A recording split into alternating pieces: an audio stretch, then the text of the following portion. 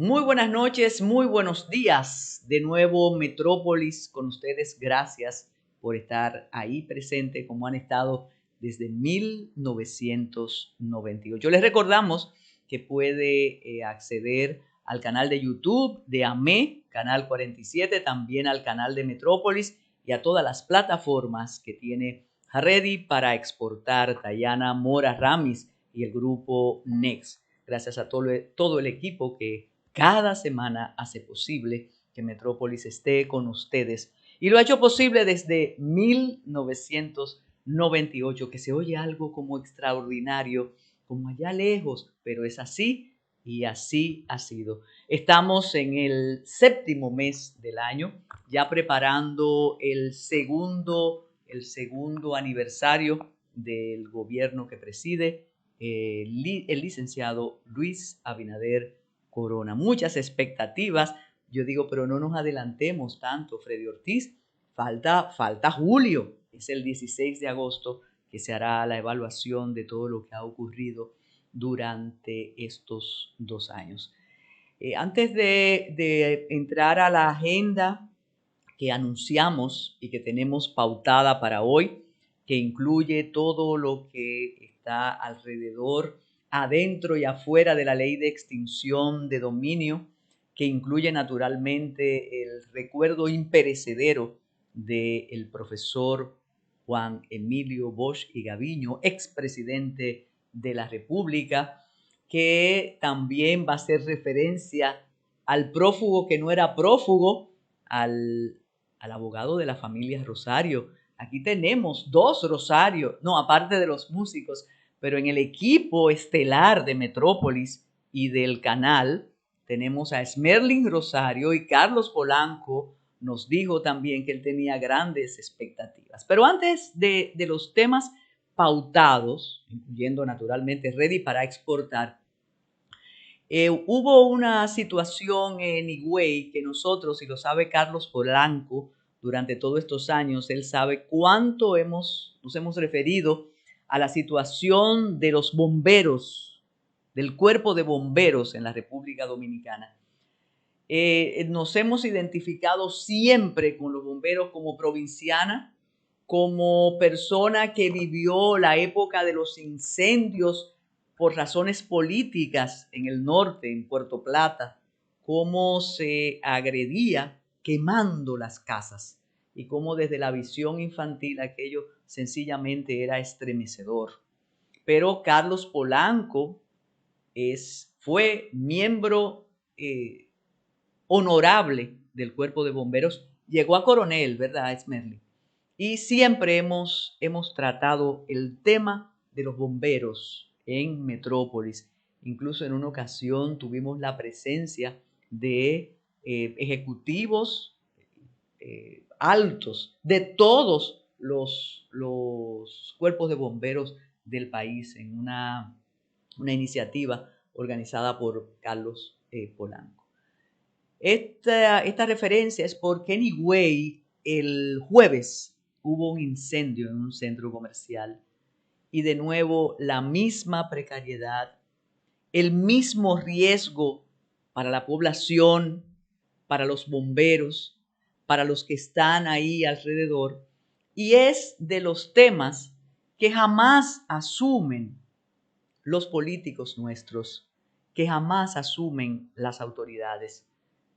Podrían ser, exacto, como dice Carlos, las autoridades municipales, las alcaldías, también podrían ocuparse del cuerpo de bomberos, aunque ellos tienen una relativa autonomía. Pero nunca hemos escuchado a un político referirse a la necesidad de tener un cuerpo de bomberos con todas las medidas pertinentes, adecuadas y convenientes para enfrentarse al fuego.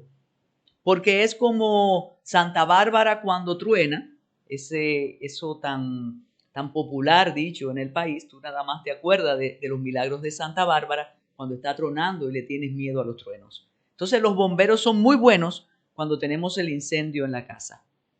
Los bomberos son muy buenos cuando la industria peligra, cuando la empresa peligra, pero después nos olvidamos del cuerpo de bomberos, nos olvidamos de las necesidades del cuerpo de bomberos. A propósito de este comentario, estoy casi segura que como hay una administración tan sensible, aunque yo pienso que es el presidente de la República que se ocupa de todo, yo digo que él es una especie de cirineo cargando el gobierno con todos sus pendientes, porque él se ocupa de todo. Posiblemente le llegue este mensaje y él, que tiene contacto permanente con las provincias, con los municipios, pregunte cómo están funcionando los cuerpos de bomberos en las 32 provincias y en los 158 municipios del país. Ojalá esto, que es llover sobre mojado, le llegue a los oídos en un país presidencialista, en un sistema presidencialista, definitivamente que le llegue al presidente. Si no le llega al presidente, va a ser muy difícil tratar de transformar la situación de precariedad de los bomberos, del cuerpo de bomberos. Recordemos que hace unos años nos enteramos, y aquí se discutió en Metrópolis, que nos enviaban los trajes de amianto, los que permiten contrarrestar los estragos del fuego, para el que nos salva del fuego y morigerar las altas temperaturas, que nos lo mandaban usados, esos trajes de otros países. Así que sirva el incendio de Higüey, aunque vuelvo y le digo, es llover sobre mojado. Si no se sensibilizaron con estos fuegos en el polígono central que afectaron industrias muy importantes, si ya no se habla, por ejemplo, ya no se habla del fuego que hubo en el Canal del Sol, no se habla de eso. Eso pasó, las víctimas no han reclamado ni han dicho nada, ya eso no existe. Y claro, me estaba refiriendo a aquel incendio terrible que incluso enfrentó a dos poderosas empresas en la República Dominicana. Pero lo que queremos es dejar constancia y que le llegue al presidente de la República que los cuerpos o el cuerpo de bomberos en cada uno de los municipios, en cada una de las provincias, en el polígono central, en el distrito, en Santo Domingo Este, Oeste, no tienen cómo contrarrestar los incendios, los fuegos. Tienen que buscar ayuda de cualquiera que esté cerca. Usted ve que hay que buscar a los de Boca Chica, si el incendio es en Santo Domingo Este. Si es en el Cibao, van todos los carros bombas de todo el norte, el sur y el este. Entonces, sirva esta experiencia una vez más para que alguien se apiade de los bomberos, que además la mayoría hacen un trabajo voluntario. Voluntario. Ese reto continuo a la muerte y al desastre. Por cierto, un bombero tuvo daños, se afectó muchísimo en ese incendio de La Romana.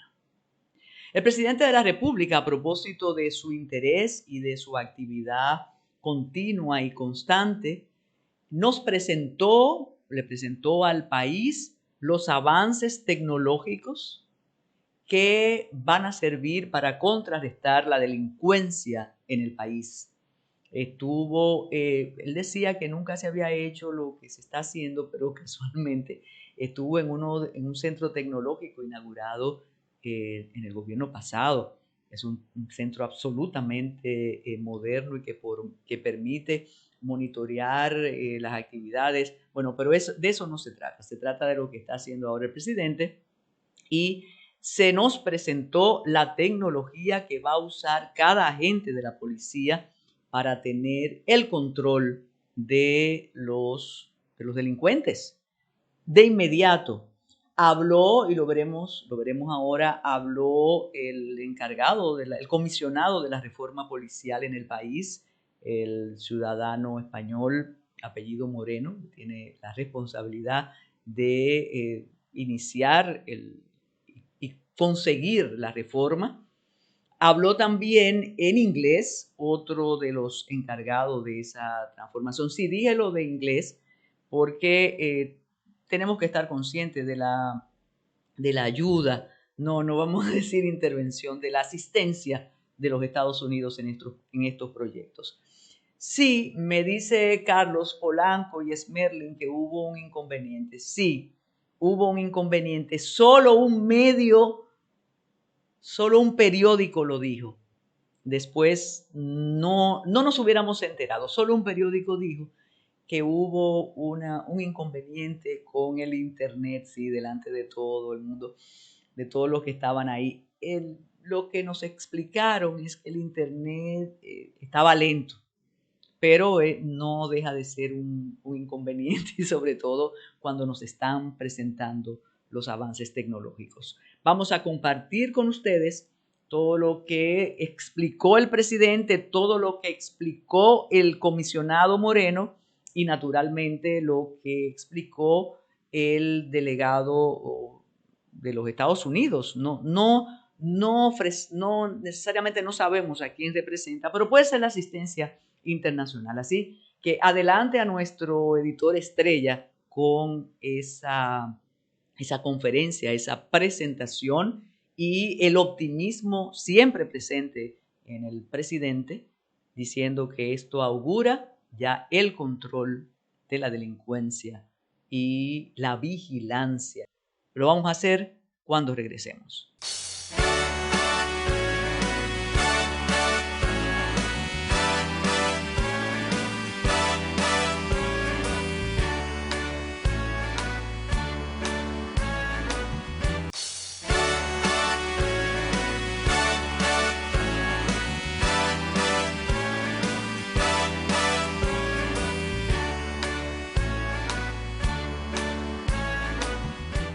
Bueno, esa es la esperanza del presidente, la esperanza de los asesores, que funcione, eso es lo que queremos, que funcione, que logremos de verdad la tranquilidad, el control de la delincuencia y el fin de la impunidad. El fin de la impunidad no solo se consigue con los procesos en contra de los imputados por corrupción administrativa, siempre lo hemos dicho. Ojalá que esta tecnología ya comience a utilizarse, a implementarse y que veamos los resultados. Será un logro más del presidente de la República, Luis Abinader Corona. Señores, y bueno, no debemos bromear con eso porque decenas de dominicanos y de dominicanas cifraron sus esperanzas en una posible herencia que les prometió reclamar el doctor Portorreal. Un poco de historia. El doctor Portorreal dijo que en España se había descubierto una gran fortuna, pero miles y miles y miles de euros para los descendientes de la familia Rosario. Hasta ahí está bien. Y como discutíamos aquí con el equipo, quien quiso creer, se creyó, lo creyó, porque el abogado Portorreal a nadie obligó al reclamo de la herencia, ni le dijo, búscame 150,000 pesos que yo te los voy a multiplicar. Naturalmente, él le creó la ilusión, él le creó la expectativa. Por eso se tipifican estos casos como estafa, cuando tú haces una serie de maniobras y prometes algo que realmente es difícil de conseguir, pero con la ilusión tú te lo crees.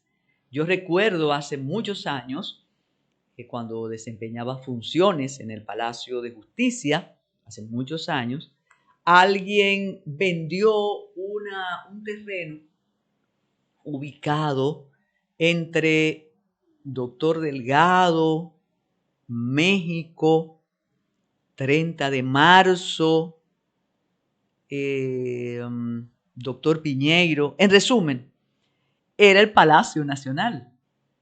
La persona no indagó, se ilusionó, además el precio era muy bueno y cuando reclamó se trataba nada más y nada menos que del Palacio Nacional. Se parece un poco a una historia que hacen los humoristas o que hicieron los humoristas cubanos del siglo pasado acerca de alguien que vendió el malecón de La Habana.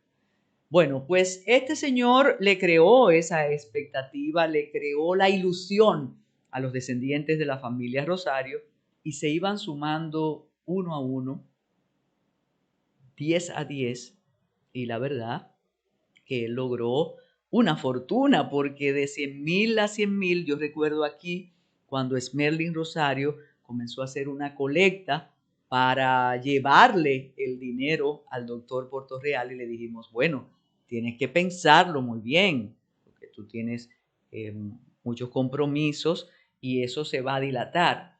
El asunto es que cuando el más vivo, se percató de que se trataba de un gran engaño o una estafa, hay que tener cuidado con las imputaciones, bueno, dio la voz de alarma y entonces comenzaron a protestar los estafados o los supuestos estafados. Y ustedes deben recordar que se hacían manifestaciones frente al Banco de Reservas, frente al Palacio Nacional y aquello, la Fiscalía, claro, y a la Procuraduría General de la República, pero el hombre desapareció aparentemente. ¿Dónde estaba el doctor Portorreal? Transcurrió año y medio y a principio de esta semana que ya concluye y que comienza otra, bueno, pues apareció el doctor Portorreal y oh sorpresa, él estaba declarado prófugo, sí, porque se inició un proceso. Bueno, pues la esposa de Portorreal y él mismo dice que él jamás estuvo prófugo, que él durante todo ese tiempo estuvo en su oficina en Boca Chica, incluso ejerciendo. Esto tiene varias lecturas y una de ellas es decir, bueno, ¿y dónde está la eficiencia de las autoridades? ¿Cómo no lo encontraron nunca si él alega que él estaba haciendo su vida absolutamente normal? Entonces es un episodio, para algunos un episodio gracioso y se quedará en el imaginario nuestro como, ¿te acuerdas cuánto tú le diste a Portorreal para que te buscara la herencia? Pero la verdad que tiene connotaciones penales muy delicadas y vamos a ver qué ocurre. Pero lo importante en este caso, aparte de la ilusión que se le creó a tantas personas, es cómo el abogado Portorreal y su esposa dicen que él jamás estuvo prófugo, que él estaba tranquilo y parece que sin ningún temor de que lo fueran a buscar, porque si lo hubiera tenido, no lo encuentran en su casa. En su casa. Hay una imagen, él amarrándose creo que los cordones de los zapatos o poniéndose las medias, muy normal, sin mostrar ninguna resistencia, porque no estaba prófugo. Así ocurren las cosas en nuestro país. Bueno, y la verdad que todo lo ocurrido en relación al proyecto de ley presentado por la senadora Melania Salvador, que fue aprobado en el Senado, todo lo ocurrido en relación a la ley de extinción de dominio confunde. Uno no sabe realmente a qué atenerse. Y sí queda claro algo, y eso es muy peligroso. Si no tratamos de contrarrestar las informaciones, si no tratamos de enterarnos de primera mano qué es lo que ocurre, entonces vamos a convertirnos en juguete de lo que quieren que creamos. Y así no se construyen instituciones y así no se preserva la democracia ni la credibilidad en las instituciones en un país. ¿Qué ocurrió primero? La verdad que a muchos, vamos a empezar con la ley Mordaza, como le dicen.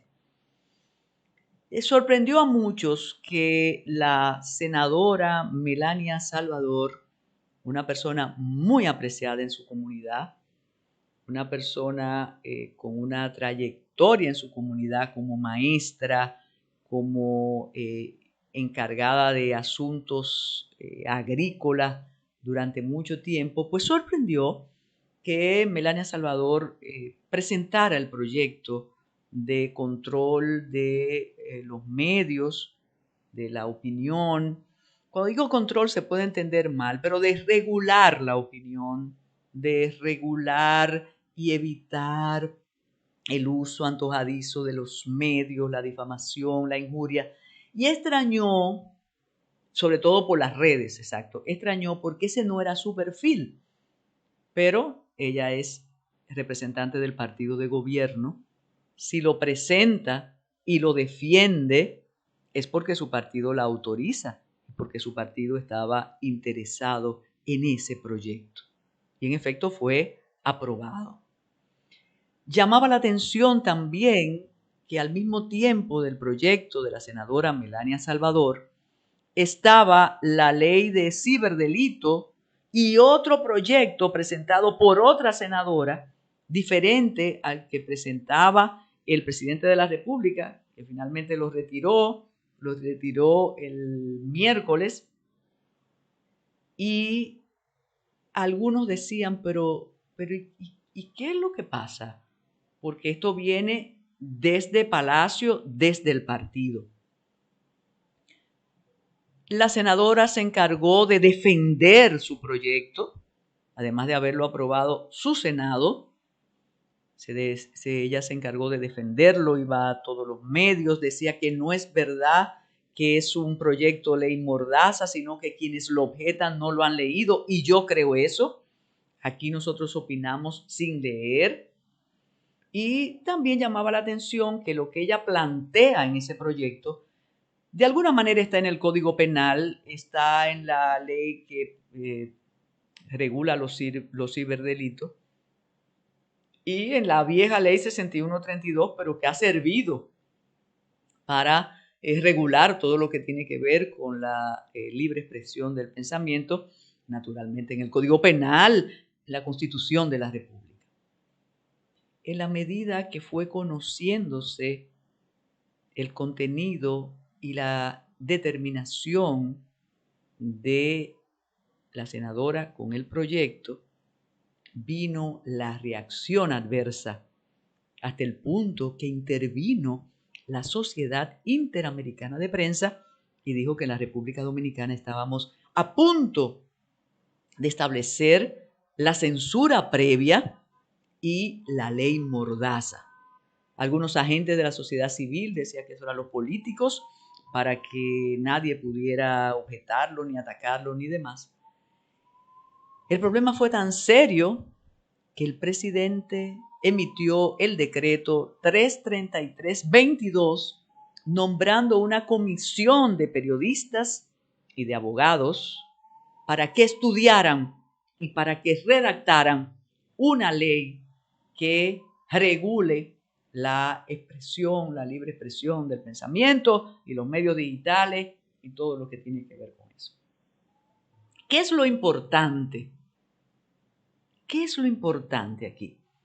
Lo importante aquí es que después que un proyecto estaba aprobado, conocido y discutido en el Congreso, en el Senado, viene un decreto diciendo, no, espérense, ahora vamos a discutir.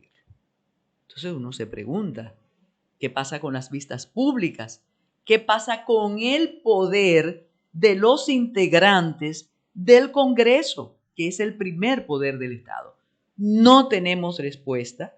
Muchas personas, como se trata de expresión y difusión del pensamiento, como se trata de comunicación, es muy arriesgado decir algo diferente a esta solución salomónica que siempre utiliza el presidente de la República cuando se da cuenta que la calle lo requiere, como pasó con el fideicomiso de Punta Catalina, que se detuvo aquello y se mandó a una comisión para que estudiara después que iba muy adelantado.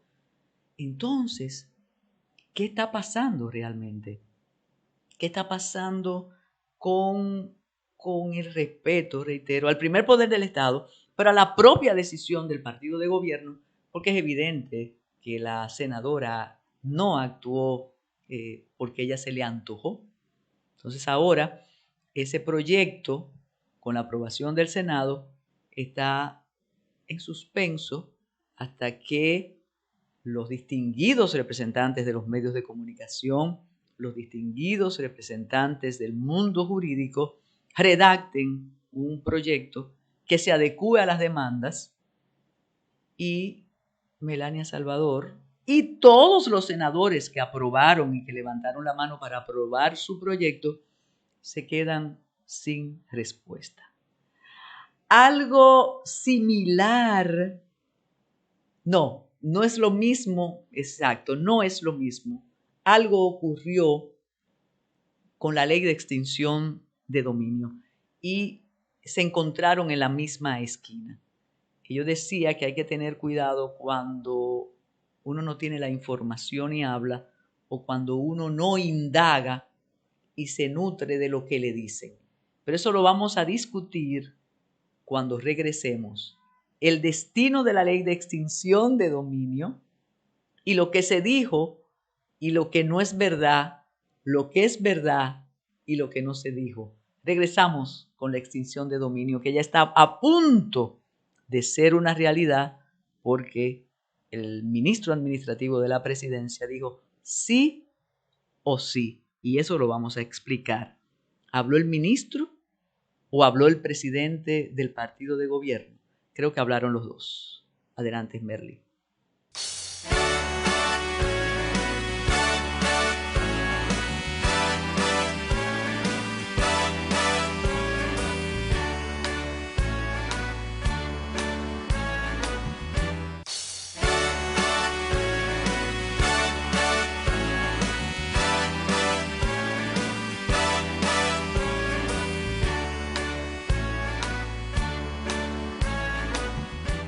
Y de leyes continuamos hablando porque con la ley de extinción de dominio, con esa ley que la presentó el Partido de la Liberación Dominicana hace mucho tiempo, se le ha dado muchas vueltas y se circunscribe a todo el asunto de persecución de la corrupción, la ética, que quien no la quiere es porque es corrupto y quien la quiere es porque es bueno. Sin embargo, ahí volvemos al asunto de si te manipulo o no te manipulo. Cuando se estaba discutiendo uno de los artículos, parece que más controversia provocaba, porque tiene que ver con la irretroactividad de las leyes que no se permite en la Constitución de la República.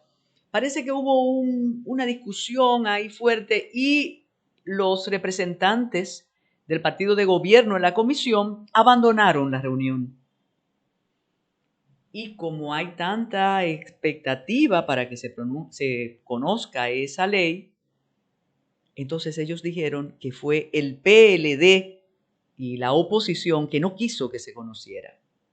Pero entonces la lógica se impuso y el representante del Partido de la Liberación Dominicana en el Senado, que fue acusado por el presidente de la comisión que discute el proyecto, de que él tenía detenida y parada la ley, que por él no se pasaba, fue a los medios y dijo algo de una logicidad contundente. Él dijo, pero ¿cómo yo voy a impedir que se conozca si ellos son mayoría y cada vez que ellos quieren que se conozca, se apruebe y un proyecto se convierte en ley, simplemente lo hacen? Los dimes y diretes, de nuevo la corrupción, de nuevo los impunes, todo el desastre, hasta que el presidente de la República insistió o ratificó lo que él siempre ha dicho, que está de acuerdo con esa ley, pero algo más. El miércoles por la noche, cuando en todas las redes estaba el descalabro y que quién quiere la ley, quién no la quiere y que las fortunas se van a exponer y que nadie va a estar con su patrimonio a salvo, entonces habló el ministro administrativo de la presidencia. Ahí tenemos la imagen del ministro administrativo de la presidencia. José Ignacio Paliza dijo: la ley de extinción de dominio va sí o sí. Varias lecturas tiene esa aseveración contundente desde el Poder Ejecutivo. ¿Quién habló? ¿Habló el ministro o habló el presidente del PRD, del PRM? Yo creo que hablaron los dos. Sí es importante el asunto de las formas, porque aquí ha sido un tema recurrente en Metrópolis. Incluso tuvimos en una ocasión la participación del abogado constitucionalista Cristóbal Rodríguez Gómez, cuando desmitificábamos aquello de ay, yo quiero mi Congreso. Claro, todo presidente, todo representante del Poder Ejecutivo quiere su Congreso, porque si no, no puede gobernar. Claro que lo quiere. Y este Congreso ha demostrado desde el 16 de agosto del 2020 que todo lo que el Poder Ejecutivo quiere lo consigue en el Congreso. El presidente ha sabido manejar su Congreso y lo tiene. Recordemos desde el principio, además, cómo él auspició aquella mayoría que benefició a los seguidores del presidente Fernández y así ha podido manejar mucho mejor su Congreso. Pero ¿qué fue lo delicado en esta aseveración contundente del presidente del PRM y del ministro administrativo de la presidencia? Lo explícito, a veces es bueno cuidar las formas. Alguien dirá, pero si es así, eso es así. Y el PLD no tiene mayoría para nada, para objetar o aprobar nada. Y la fuerza del pueblo tampoco. Pero a veces hay que cuidar las formas. De modo que la ley de extinción de dominio va sí o sí. Lo que no entendemos entonces, ¿por qué se ha dilatado tanto? Si hay tantos, se ha discutido y hay tanto consenso en relación a los artículos. Incluso yo tuve la oportunidad de participar en una entrevista a Iván Lorenzo junto a Yulisa Céspedes, Yulisa era la protagonista, yo estaba ahí de invitada, de participante, y él dijo, nosotros le dijimos que sí a todo, incluyendo el asunto de la irretroactividad que podría tener sus inconvenientes con la Constitución. Y los más avesados dicen, esa ley va a ser objetada ante el Tribunal Constitucional. Vamos a oír algunas de las opiniones del senador Iván Lorenzo y naturalmente el sí o sí de José Ignacio Paliza. ¿Qué pasa con la ley de extinción de dominio? Es una pieza moderna que busca que capitales que pueden ir al desarrollo de los pueblos, a planes sociales, se fuguen y se escapen. Nosotros tenemos una ley de lavado de activos que persigue los bienes provenientes del narcotráfico y de la corrupción administrativa. Ahora, el espíritu nuestro es que haya una normativa que es nueva y novedosa, que persiga todos los capitales que se escapan de manera, aunque sean con subterfugios legales, pero que se escapan a los gobiernos. La ilusión le quita a los gobiernos del mundo cientos de miles de millones de dólares. Entonces, ¿qué dice Andrés Oppenheimer en Los ojos vendados? No hay corruptos sin corruptores. Las grandes corporaciones corrompen a los políticos y le dan una minoría de la tajada.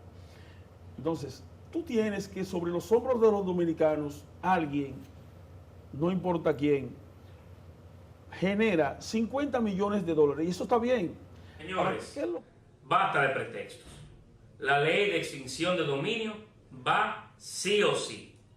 Hemos convocado para el día de hoy a los legisladores de nuestro partido para que este importante proyecto de ley se apruebe lo antes posible. Dejemos atrás la vieja política y apostemos por transparencia y rendición de cuentas. Y no podemos dejar de recordar la vida la obra de Juan Emilio Bosch y Gaviño. Lo vamos a hacer cuando regresemos.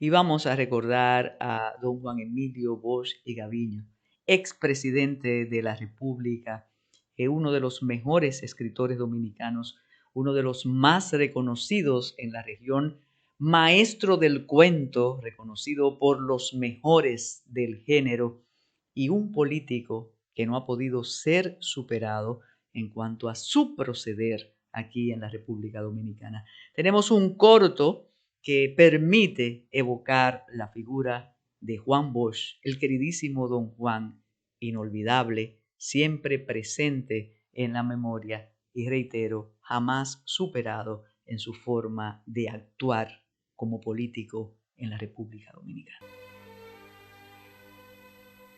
El profesor Juan Bosch nació en La Vega en el 1909. Desde muy joven se inició en las letras. Siendo un adolescente escribió el cuento Camino Real. En el 1936 publicó su primera novela, La Mañosa. Acusado de conspirar contra el régimen de Trujillo, fue encarcelado al inicio de la tiranía. Puesto en libertad, pasó luego a laborar en la Oficina Nacional de Estadística. De esa posición renunció en el 1937 y abandonó el país rumbo a Puerto Rico. Ya en autoexilio, se unió a la lucha antitrujillista y fundó junto a otros exiliados el Partido Revolucionario Dominicano en el 1939. Bosch tuvo una gran actividad política en Cuba, donde contó con la ayuda de presidentes y otros funcionarios, y estuvo ligado a la dirección del abortado movimiento de Cayo Confites y fue secretario particular del presidente cubano Carlos Prío Socarrás. Abandonó Cuba luego del triunfo de la revolución que encabezó Fidel Castro en el 1959. Fue profesor del Instituto Internacional de Ciencias Políticas de Costa Rica en el 1960. Tras la muerte de Trujillo, regresó al país en octubre del 1961 y se dedicó a la organización del Partido Revolucionario Dominicano. Su presencia en la vida política nacional como candidato a la presidencia de la República revolucionó y modificó sustancialmente el estilo de realizar campañas electorales en nuestro país. Su forma directa y sencilla de dirigirse a las masas le permitió desarrollar una profunda influencia y simpatías populares, que lo perfilaron como incuestionable ganador de las primeras elecciones democráticas realizadas en el país después de la muerte de Trujillo. Celebrado ese torneo electoral en diciembre de 1962, Bosch obtuvo un triunfo arrollador con el 60% de los votos sobre los sectores más conservadores del país, representados por la Unión Cívica Nacional. Combatido desde antes de su ascensión al poder por sectores apoyados desde el exterior, tomó posesión como presidente el 27 de febrero de 1963 y dio inicio a una gestión gubernativa, patriótica, reformadora, de incuestionable honestidad administrativa y de profundo reordenamiento económico y social. Fue derrocado el 25 de septiembre de 1963 a los 7 meses, por un movimiento de civiles y militares que se opuso a los cambios que intentó introducir en el gobierno. Detenido en el Palacio Nacional, fue deportado del país hacia Puerto Rico. Desde allí, en contacto permanente con su partido y sectores militares jóvenes, dirigió los hilos de una trama que originó un movimiento armado, en principio cuartelario, luego revuelta popular, que trató de reponerlo en el poder. Este acontecimiento, que se inició el 24 de abril del 1965, fue tomado como pretexto por el gobierno de Lyndon B. Johnson para la segunda intervención militar norteamericana en Santo Domingo, hecho que originó la resistencia patriótica de casi todo el pueblo. Más de 5.000 dominicanos perdieron la vida en la contienda, que culminó con un acuerdo negociado por medio de la Organización de Estados Americanos, que dio paso a la instauración del gobierno provisional de Héctor García Godoy. Bosch participó en las elecciones del 1966 bajo condiciones muy desiguales y fue derrotado por el doctor Joaquín Balaguer, candidato de las tropas interventoras y de los sectores conservadores dominicanos. Bosch se marchó al exterior, radicándose en España, donde realizó una extraordinaria labor literaria, produciendo algunas de sus obras más importantes. Regresa en el 1970 al país con la intención de reorganizar y modernizar al PRD. Ese proyecto no fue aceptado por la mayoría de la dirección. Las diferencias y contradicciones entre Vox y un sector importante de la dirección de ese partido le lleva a abandonar las filas de esa organización en noviembre de 1973 y fundar en diciembre de ese año el Partido de la Liberación Dominicana. El relevante aporte del profesor Juan Bosch a las letras nacionales y americanas en la narrativa, novelas y ensayos lo convirtieron en una gloria literaria. Maestro de 2 generaciones de escritores, cuentistas, novelistas, ensayistas, periodistas e historiadores, entre los cuales se distinguen algunas de las más sobresalientes figuras de nuestro país y de América Latina.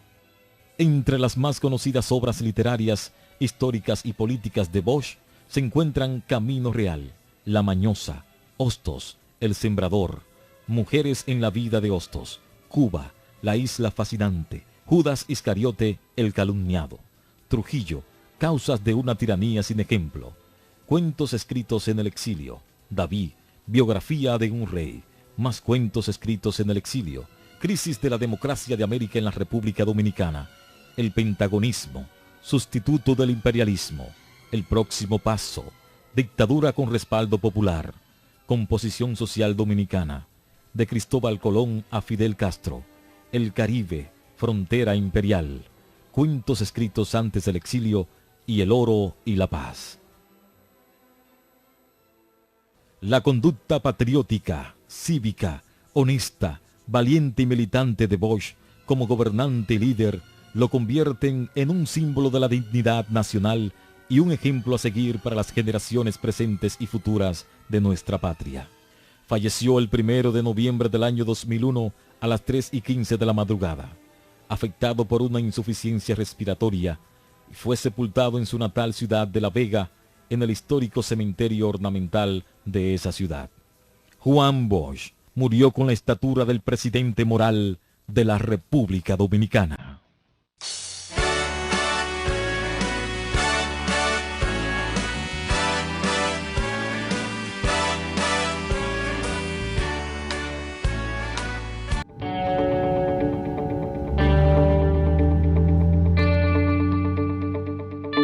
Muy buenas amigos de Ready para Exportar. Esta semana tenemos un tema muy dulce y muy interesante. Estamos hablando de la segunda edición del Festival del Chocolate de la República Dominicana. Somos líderes mundiales en exportación de cacao, sobre todo de cacao orgánico, pero ya estamos agregándole valor. Y aquí tenemos a César Rodríguez del Centro Ambiental, que es parte del comité organizador de este festival. César, cuéntanos qué es el Festival del Chocolate Dominicano y qué presenta en esta segunda edición para nosotros. Gracias, Tayana, por invitarnos y estar contigo hoy para tus amigos televidentes.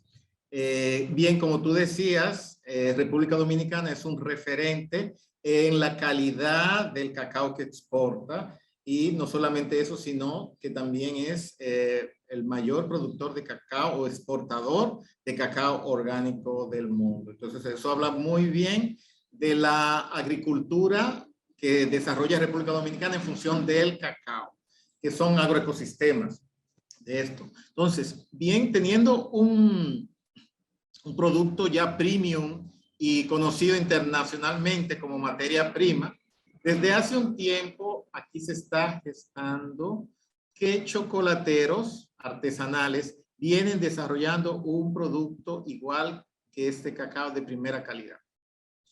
Entonces ya tenemos cerca de más de 20 empresas de este tipo a diferentes niveles, comunitario, pequeñas pymes y un poquito más grande, que producen un chocolate, incluso que ya algunos están exportando. Entonces, es un chocolate de primera calidad que el dominicano no conoce.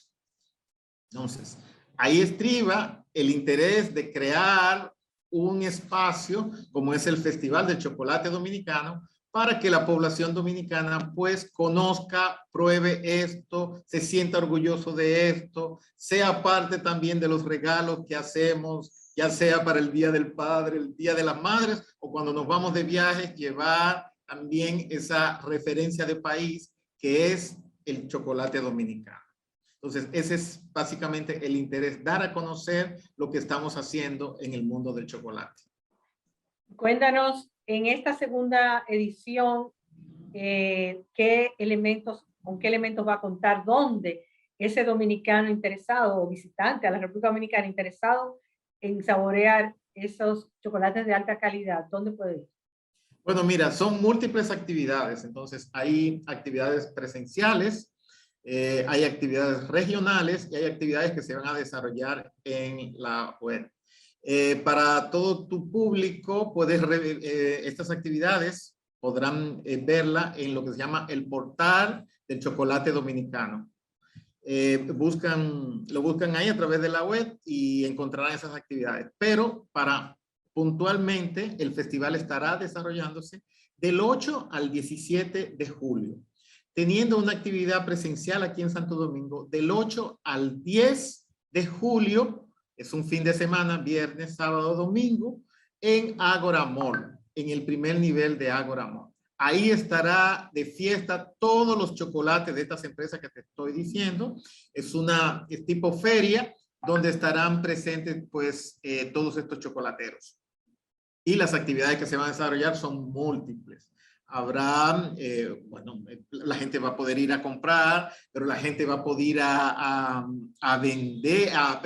probar los chocolates, podrá a tener otro tipo de experiencias, como es el maridaje, la cata, los diferentes sabores, porque parte de lo que estamos promoviendo, y esa diferencia del chocolate dominicano, Dayana, es que estamos haciendo un chocolate con mucho chocolate. Es un chocolate prácticamente con un 70%, en la base de un 70% de cacao. Y esto lo hace diferente, pues el restante, para el 100%, el restante, corresponde a azúcares o otros elementos. Por lo tanto, es muy bajo. El sabor que se siente es ese sabor verdadero del cacao dominicano. Entonces, tendremos muchas actividades, tendremos charlas, conferencias, tendremos invitados internacionales que nos apoyarán con nuevas técnicas. Habrá cursos también para los que quieren incursionar en el mundo de la chocolatería. Entonces, o sea, hay un programa muy, muy variado que a mí se me escapa en estos momentos todas las actividades que se tienen. Habrá días de campo también, excursiones, donde la gente podrá ver a nivel artesanal en las comunidades cómo la gente prepara y podrán tener esa oportunidad de visitar. Y además es una experiencia única porque uno ve cómo en las grandes capitales hay sitios especializados donde encontrar estos chocolates especializados, gourmet. El chocolate es una superfood, ¿verdad? Tiene muchas propiedades saludables si se consume como el que tú estás diciendo, con alto nivel de chocolate y menos de azúcar, que es ese chocolate más refinado que están haciendo nuestros chocolateros. Entonces, hay un aspecto también de salud y que a veces, como tú dices, mezclamos el chocolate, que es las grandes marcas que no tienen suficiente cacao, que son las que conocemos, y tal vez nuestro paladar no se ha acostumbrado a este chocolate, que es con menos azúcar, pero con un sabor extraordinario. Claro que sí. Parte de lo que queremos con este festival es esto, es aprender, que el público dominicano empiece a conocer y aprender sobre esto que se está haciendo. Esto no es solamente en República Dominicana, eso es una tendencia mundial con relación que está muy vinculado a, como tú bien dices, a la salud, al comer saludable y comer cosas que te proporcionan pues un bienestar. Y eso hace con el chocolate cuando está bajo en azúcar. de eso. Entonces, evidentemente que nosotros tenemos, como ya antes decía, una materia prima y también tenemos expertos chocolateros que hacen maravilla para el paladar nuestro y debemos pues conocer eso. Y tú hablaste de que también habían días de campo, o sea que la gente puede reservar para participar e ir a algunas de estas fincas y estas fábricas de chocolate. Sí, claro que sí. Mira, mucha gente, y acá en Dominicana, incluso hasta con chocolateros nos hemos topado, que no conocen un árbol de cacao, que no conocen la mazorca de cacao. Y eso acá disponemos de esto, pero también todo ese proceso que hay detrás del mundo de la cacaocultura. ¿Cómo yo sé cuándo la mazorca está apta para cosecharse? ¿Pero qué atributos tiene esta mazorca? ¿Pero qué hacemos después que la cosechamos? ¿Cómo el proceso de fermentación? Para los que no la han probado, el grano de cacao fresco en la boca es muy agradable, muy dulce. Tiene que tener esa experiencia, ir al campo y probar eso, lo que lo han probado saben de lo que estoy hablando, pero hay muchas personas que no han tenido esa experiencia. Y no solamente, o sea, probar la mazorca, sino probar los diferentes cultivares que tenemos en República Dominicana, que eso es parte de la riqueza. ¿Ves? Pues nosotros tenemos una diversidad de cultivares de cacao que han tenido origen en Centroamérica, en Suramérica, en Trinidad y Tobago, o sea, que se han traído para acá y eso ha generado un cacao criollo híbridos que tienen particularidades que no las tienen los otros de los otros países del mundo. Entonces, desde ahí hace la diferencia, desde como el material genético con que contamos, luego los suelos de República Dominicana dan también unas características particulares. Y esto, o sea, esto es bien sabido en el mundo de otras cosas. Por ejemplo, hablo por ejemplo, en el vino, tú ves que hay, o sea, las categorías del vino están en función de su origen, su denominación de origen. Entonces, ese es un plus que tiene República Dominicana y que lo está aportando en este chocolate fino y de aroma. El plus es la denominación de origen, saber de qué variedades proviene, el terreno de dónde proviene, la geografía de dónde proviene ese chocolate. Entonces, hay una tendencia fuerte que se llama bean to bar, que es de la barra, del grano a la barra, o tree to bar del árbol, que nosotros podemos perfectamente insertarnos en esta corriente de producción de este chocolate fino y de aroma, pues somos cultivadores de una materia prima de excelente calidad. Y si a todos los que nos están viendo que les interesa participar, tengo que reservar, tengo que pagar, ¿cómo participo en el festival? Bueno, la mayoría de las actividades son libres y van a estar disponibles, por ejemplo, lo que nos ven de aquí en Santo Domingo o República Dominicana, podrán venir libremente del 8 al 10 a Agora Mall. Luego hay actividades que hay que reservar. Otras son con pagos, por ejemplo, los días de campo, los tours hacia las plantaciones y las fábricas. Esto va a ser con una agencia de viaje aquí tendrá que pagar. Pero otras actividades también tienen que registrarse, pero podrán ser gratis. Son muchas actividades, los webinars que se van a hacer o las actividades que se van a hacer vía online, pues también tendrían que registrarse, pero serán gratis. Yo sugiero que, por ejemplo, nos visiten, que visiten el portal del chocolate, chocolate.do, sección festival. Y ahí podrán ver todo el programa y todas las actividades que tenemos y lo que hemos hecho en el pasado también. Y conocer un poco de la historia de cada uno de los chocolateros, de lo que hacen las marcas. Y van a ver qué mundo tan fascinante pues tenemos acá y que les invitamos a que vayan y nos acompañen a conocer esto. Bueno, esto es una actividad entretenida, educativa y nutritiva, ¿verdad? Que se puede hacer en familia ahora que están de vacaciones. Así es, así es. Así es. Bueno, pues muchísimas gracias, César, por todas esas informaciones a todos ustedes. La página es chocolate.do, sección festival. Ahí podrán tener todo el programa.